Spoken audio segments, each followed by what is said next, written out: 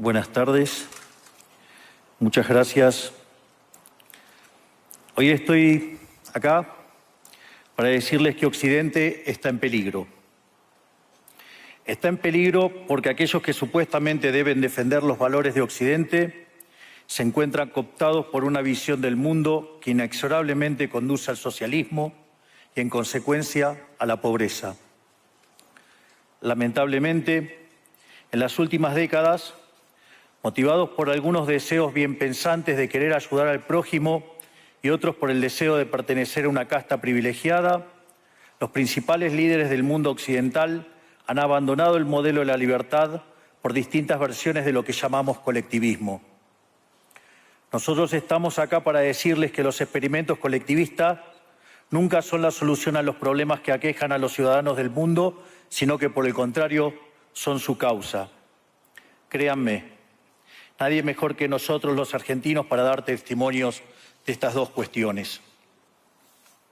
Cuando adoptamos el modelo de la libertad, allá por el año 1860, en 35 años nos convertimos en la primer potencia mundial, mientras que cuando abrazamos el colectivismo, a lo largo de los últimos 100 años, vimos cómo nuestros ciudadanos comenzaron a empobrecerse sistemáticamente hasta caer en el puesto número 140 del mundo. Pero antes de poder dar esta discusión, sería importante que primero viéramos los datos que sustentan por qué el capitalismo de libre empresa no solo es un sistema posible para terminar con la pobreza del mundo, sino que es el único sistema moralmente deseable para lograrlo. Si consideramos la historia del progreso económico, podemos ver cómo desde el año 0 hasta el año 1800 aproximadamente, el PBI per cápita del mundo prácticamente se mantuvo constante durante todo el periodo de referencia. Si uno mira un gráfico de la evolución del crecimiento económico a lo largo de la historia de la humanidad, uno estaría viendo un gráfico con la forma de un palo de hockey, una función exponencial que se mantuvo constante durante el 90% del tiempo y se dispara exponencialmente a partir del siglo XIX. La única excepción a esta historia de estancamiento se dio a finales del siglo XV con el descubrimiento de América. Pero salvando esta excepción, a lo largo de todo el periodo entre el año 0 y el año 1800, el PBI per cápita a nivel global se mantuvo estancado. Ahora bien, no solo que el capitalismo generó una explosión de riqueza desde el momento que se adoptó como sistema económico, sino que, si uno analiza los datos, lo que se observa es que el crecimiento se viene acelerando a lo largo de todo el periodo. Durante todo el periodo comprendido entre el año 0 y el 1800, la tasa de crecimiento del PBI per cápita se mantuvo estable en torno al 0,02% anual, es decir, prácticamente sin crecimiento. A partir del siglo XIX, con la Revolución Industrial, la tasa de crecimiento pasa al 0,66%. A ese ritmo, para duplicar el PBI per cápita, se necesitarían crecer durante 107 años. Ahora bien, si observamos el periodo entre 1900 y 1950, la tasa de crecimiento se acelera al 1,36% anual. Ya no necesitamos 107 años para duplicar el PBI per cápita, sino 66.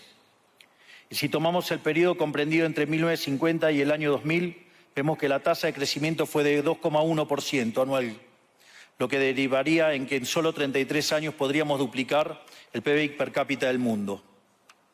Esta tendencia, lejos de detenerse, se mantiene viva aún hoy. Si tomamos el periodo entre el año 2000 y el 2023, la tasa de crecimiento volvió a acelerar el 3% anual, lo que implica que podríamos duplicar nuestro PBI per cápita en el mundo en tan solo 23 años. Ahora bien, cuando se estudia el PBI per cápita desde el año 1800 al día de hoy, lo que se observa es que luego de la revolución industrial, el PBI per cápita mundial se multiplicó por más de 15 veces, generando una explosión de riqueza que sacó de la pobreza al 90% de la población mundial. No debemos olvidar nunca que para el año 1800, cerca del 95% de la población mundial vivía en la pobreza más extrema, mientras que ese número cayó al 5% para el año 2020, previo a la pandemia. La conclusión es obvia. Lejos de ser la causa de nuestros problemas, el capitalismo de libre empresa como sistema económico es la única herramienta que tenemos para terminar con el hambre, la pobreza y la indigencia a lo largo y a lo ancho de todo el planeta. La evidencia empírica es incuestionable. Por eso, como no cabe duda de que el capitalismo de libre mercado es superior en términos productivos, la doxa de izquierda ha atacado al capitalismo por sus cuestiones de moralidad, por ser, según ellos, dicen sus detractores, que es injusto. Dicen que el capitalismo es malo porque es individualista y que el colectivismo es bueno porque es altruista, con la ajena. Y en consecuencia bregan por la justicia social. Pero este concepto que en el primer mundo se ha puesto de moda en la última época, en mi país es una constante del discurso político desde hace más de 80 años. El problema es que la justicia social no es justa, sino que tampoco aporta al bienestar general. Muy por el contrario, es una idea intrínsecamente injusta, porque es violenta. Es injusta porque el Estado se financia a través de impuestos y los impuestos se cobran de manera coactiva. ¿O acaso alguno de nosotros puede decir que paga los impuestos de manera voluntaria? Lo cual significa que el Estado se financia a través de la coacción y que a mayor carga impositiva, mayor es la coacción, menor es la libertad. Quienes promueven la justicia social parten de la idea de que el conjunto de la economía es una torta que se puede repartir de una manera distinta. Pero esa torta no está dada, es riqueza que se va generando en lo que, por ejemplo, Israel Kirzler llama un proceso de descubrimiento de mercado. Si el bien o servicio que ofrece una empresa no es deseado, esa empresa quiebra a menos que se adecúe a lo que el mercado le está demandando. Si genera un producto de buena calidad a un buen precio atractivo, le va a ir bien y va a producir más. De modo que el mercado es un proceso de descubrimiento en el cual el capitalista encuentra sobre la marcha el rumbo correcto. Pero si el Estado castiga al capitalista por tener éxito y lo bloquea en este proceso de descubrimiento, destruye sus incentivos y las consecuencias de ello es que va a producir menos y la torta será más chica, generando perjuicio para el conjunto de la sociedad. El colectivismo, al inhibir estos procesos de descubrimiento y al dificultar la apropiación de lo descubierto, ata al emprendedor de las manos y le imposibilita producir mejores bienes y ofrecer mejores servicios a un mejor precio. ¿Cómo puede ser entonces que desde la academia, los organismos internacionales, la política y la teoría económica se demonice un sistema económico que no solo ha sacado de la pobreza más extrema el 90% de la población mundial y lo hace cada vez más rápido, sino que además es justo y moralmente superior? Gracias al capitalismo de libre empresa, hoy el mundo se encuentra en su mejor momento. No hubo nunca en toda la historia de la humanidad un momento de mayor prosperidad que el que vivimos hoy. El mundo de hoy es más libre, más rico, más pacífico y más próspero que en cualquier otro momento de nuestra historia. Esto es cierto para todos, pero en particular para aquellos países que son libres, donde respetan la libertad económica y los derechos de propiedad de los individuos. Porque aquellos países que son libres son 12 veces más ricos que los reprimidos. El decil más bajo de la distribución de los países libres vive mejor que el 90% de la población de los países reprimidos. Tiene 25 veces menos cantidad de pobres en el formato estándar y 50 veces menos en el formato extremo. Y por si eso fuera poco, los ciudadanos de los países libres viven un 25% más que los ciudadanos de los países reprimidos. Ahora bien, para entender qué venimos a defender, es importante definir de a qué hablamos nosotros cuando hablamos de libertarismo.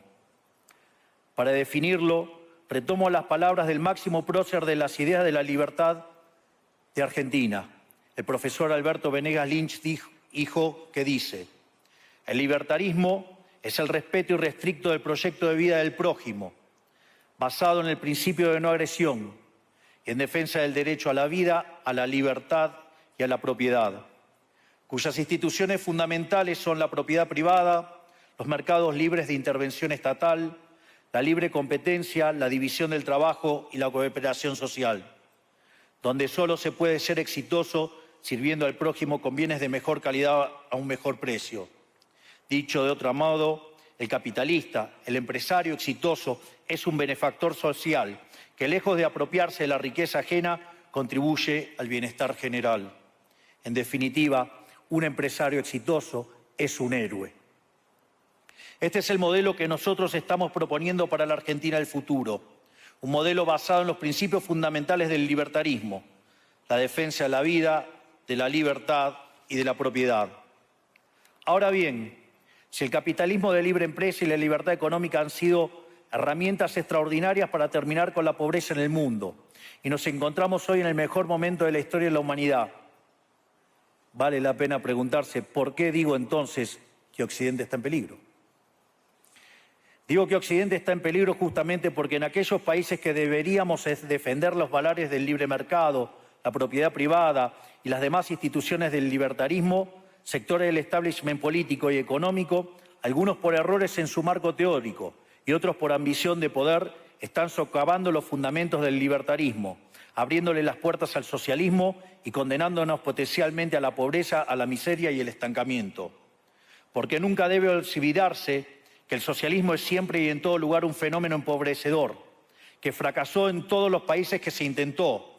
Fue un fracaso en lo económico, fue un fracaso en lo social, fue un fracaso en lo cultural y además asesinó a más de 100 millones de seres humanos.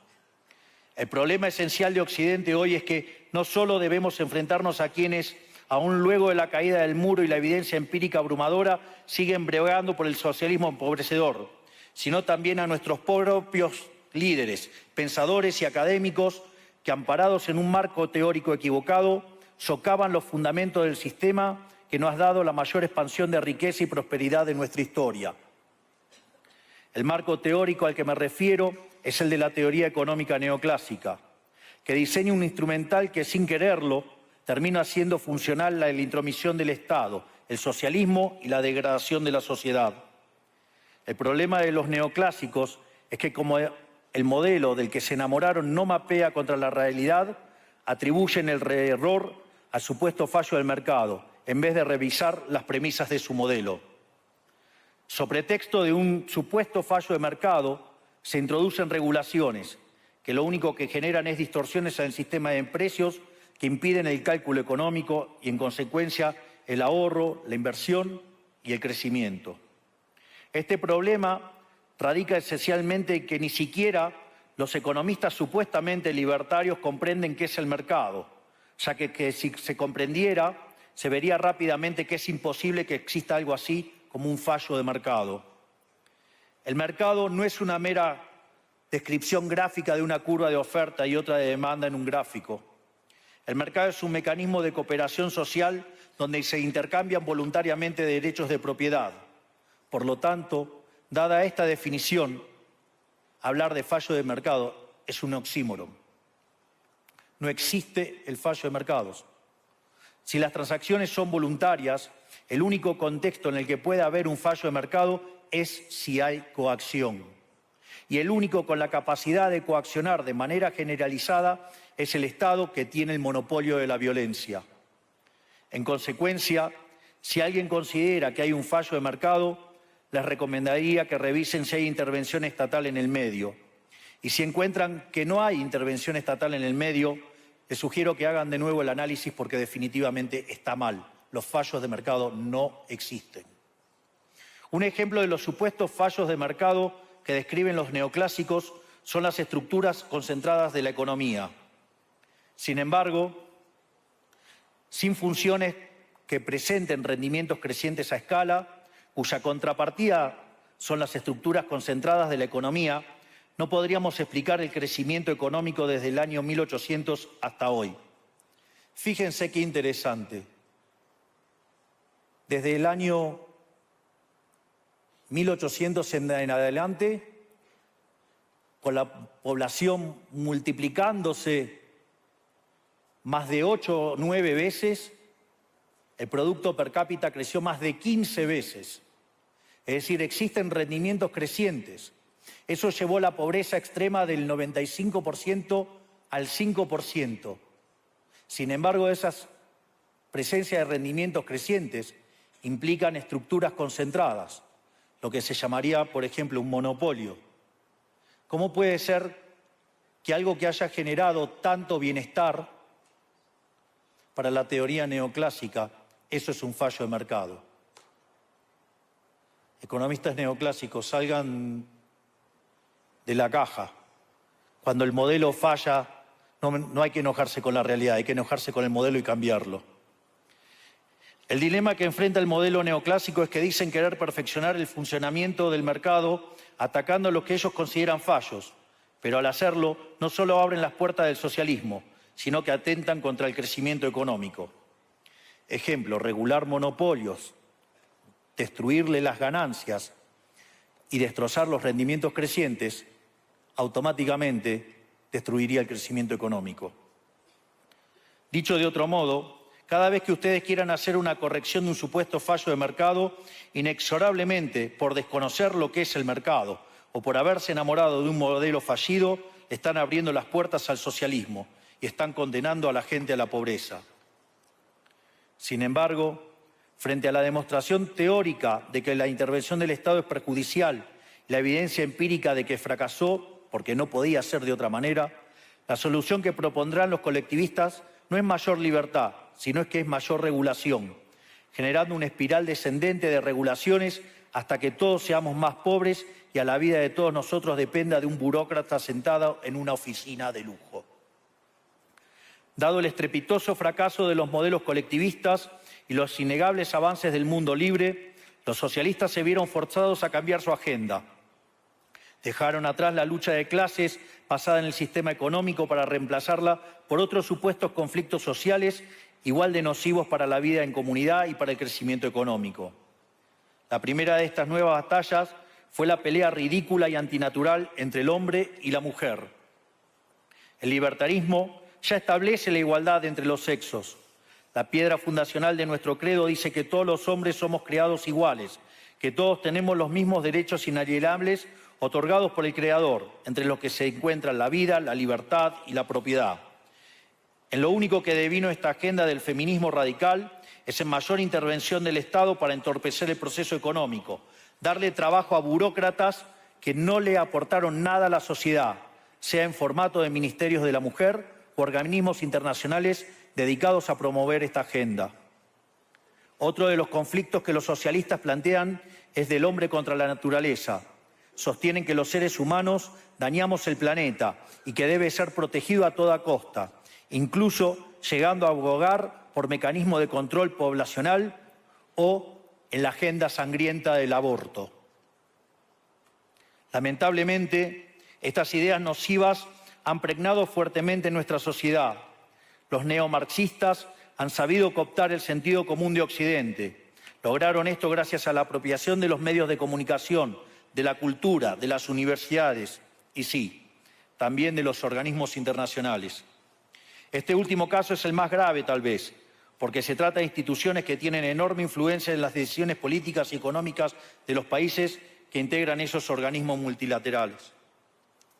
Por suerte, somos cada vez más los que nos atrevemos a levantar la voz, porque vemos que si no combatimos frontalmente estas ideas, el único destino posible es que cada vez vamos a tener más Estado, más regulación, más socialismo, más pobreza, menos libertad y, en consecuencia, peor nivel de vida. Occidente, lamentablemente, ya comenzó a transitar este camino.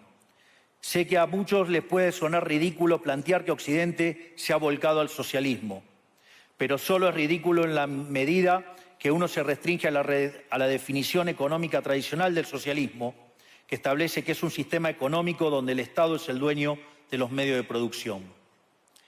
Esta definición debería ser, desde mi punto de vista, actualizada a las circunstancias presentes. Hoy los Estados no necesitan controlar directamente los medios de producción para controlar cada aspecto de la vida de los individuos. Con herramientas como la emisión monetaria, el endeudamiento, los subsidios, el control de la tasa de interés, los controles de precios y las regulaciones para corregir los supuestos fallos de mercado pueden controlar los destinos de millones de seres humanos. Así es como llegamos al punto en el que, con distintos nombres o formas, buenas partes de las ofertas políticas generalmente aceptadas en la mayoría de los países de Occidente son variantes colectivistas. Ya sea que se declamen abiertamente comunistas, fascistas, nazis, socialistas, socialdemócratas, nacionalsocialistas, demócratas cristianos, keynesianos, neokeynesianos, progresistas, populistas, nacionalistas o globalistas. En el fondo, no hay diferencias sustantivas. Todos sostienen que el Estado debe dirigir todos los aspectos de la vida de los individuos. Todas definen un modelo contrario al que llevó a la humanidad al progreso más espectacular de su historia. Nosotros venimos hoy aquí a invitar a los demás países de Occidente a que retomemos el camino de la prosperidad. La libertad económica, el gobierno limitado y el respeto irrestricto de la propiedad privada son elementos esenciales para el crecimiento económico. Este fenómeno de empobrecimiento que produce el colectivismo no es una fantasía, ni tampoco fatalismo. Es una realidad que los argentinos conocemos muy bien desde hace por lo menos 100 años. Porque ya lo vivimos, ya pasamos por esto, porque como dije antes, desde que decidimos abandonar el modelo de la libertad que nos había hecho ricos, estamos atrapados en una espiral descendente donde cada día somos más pobres. Esto es, ya lo vivimos nosotros y estamos acá para alertarlos acerca de lo que puede pasar si los países de Occidente, que se hicieron ricos con el modelo de la libertad, continúan por este camino de servidumbre. El caso argentino es la demostración empírica de que no importa cuán rico seas, cuántos recursos naturales tengas, no importa cuán capacitada esté la población, ni cuán educada sea, ni cuántos lingotes de oro haya en las arcas del Banco Central. Si se adoptan medidas que entorpecen el libre funcionamiento de los mercados, la libre competencia, los sistemas de precios libres, si se entorpece el comercio, si se atenta contra la propiedad privada, el único destino posible es la pobreza.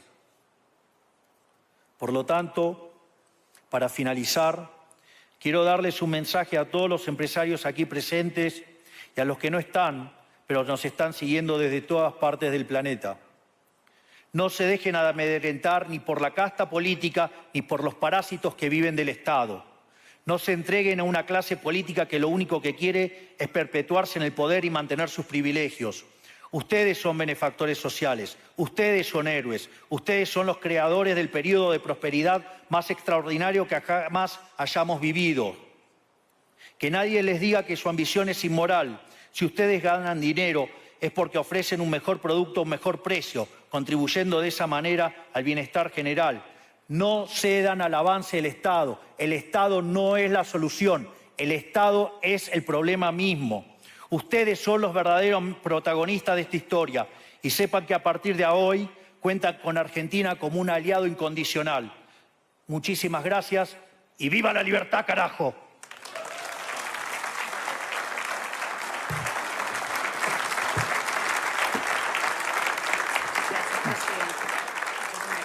Gracias. Vamos a salir por la derecha también y vamos a pasar.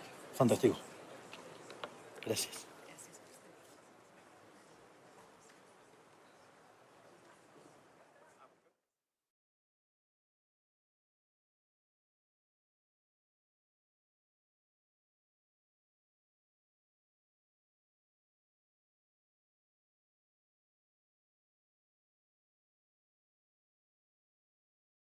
Los pedidos de bebidas los haces en la P. P de promo en bebidas hasta 50% off. P de